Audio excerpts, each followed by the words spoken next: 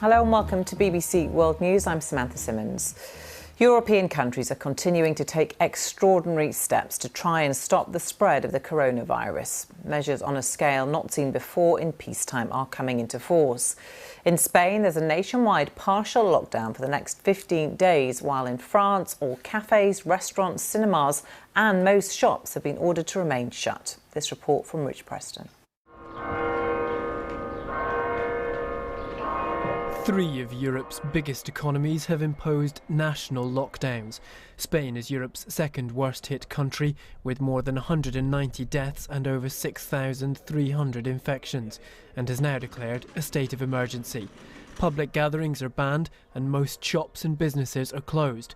Cafes and restaurants will only be able to carry out home deliveries. For the next 2 weeks, people have been told to stay at home unless they're going to work or to buy food or medicine. Begoña Gomez, the wife of the Spanish Prime Minister Pedro Sánchez, and pictured here with her husband last year, has tested positive for the virus. On the streets, cheers of support for health staff going to work and caring for the sick.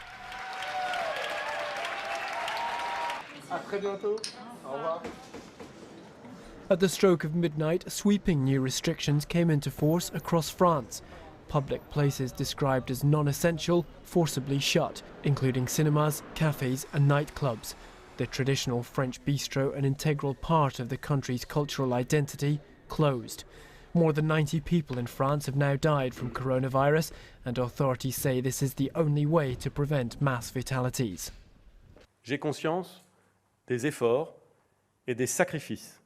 I am aware of the efforts and sacrifices that are required, and I have confidence in the ability of French men and women to understand the seriousness of the moment and to adopt together the civic, responsible and supportive behaviour which will enable us to overcome this crisis. Despite the lockdown, local elections are going ahead. The Prime Minister calling for people to come out and vote, but to do so sensibly and keep a safe distance from others. Italy remains Europe's worst-hit country, with over 1,400 deaths. Its national lockdown has been in place for nearly a week, but the number of cases and fatalities keeps rising. On Friday, the World Health Organization said Europe was now the epicentre of the COVID-19 outbreak, a virus which started in China and which in just 10 weeks has spread around the world and killed thousands of people. Rich Preston, BBC News. Well, one of the world's largest airlines, American Airlines, is to cut 3/4 of its international flights because of the disruption caused by the coronavirus pandemic. The reduction will begin on Monday and continue until May the 6th. American says the changes will mean parking almost its entire wide-body fleet, about 135 aircraft. Short-haul flights will continue as scheduled. Simon Jones has more. Well, if you want a sign of how badly coronavirus is affecting the airline industry, look no further than the announcement made by American Airlines that it's grounding 75% of its flights because really demand has dropped so much and there are travel bans around the world. So it's saying it's going to concentrate on short-haul flights, and most of its long-haul flights are going to be axed. So for example, here Heathrow Terminal 3, it's a base for American Airlines, but we're told there's only going to be a couple of flights a day.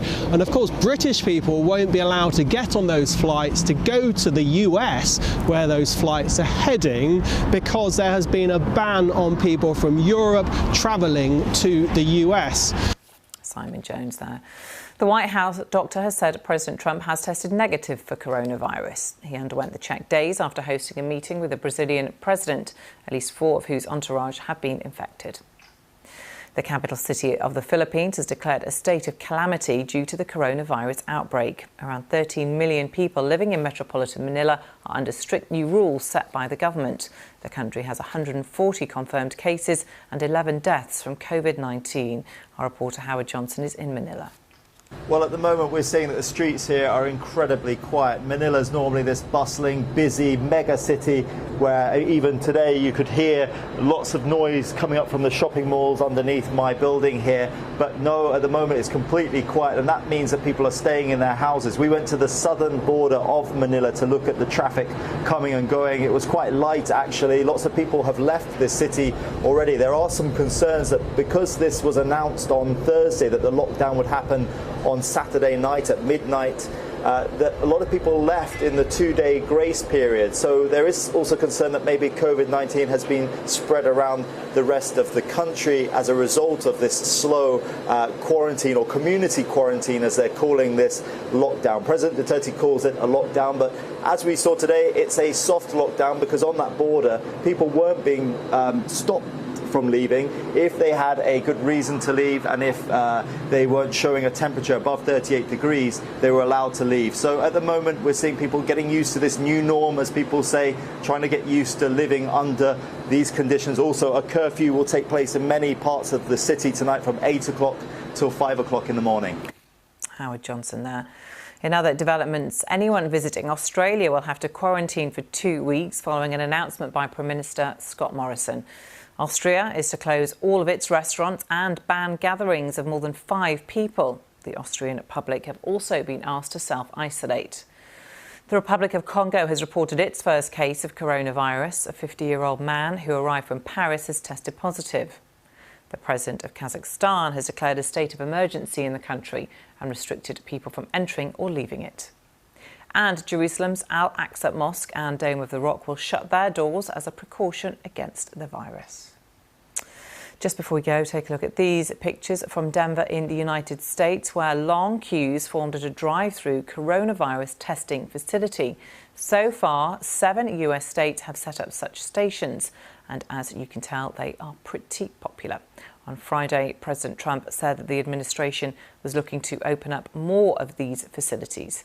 The idea is to expand testing capacity, something that's been proved to work in South Korea, and also to better protect healthcare workers from exposure to the virus. That's it from me. You can reach me on Twitter @SamanthaTVNews. Thanks for watching.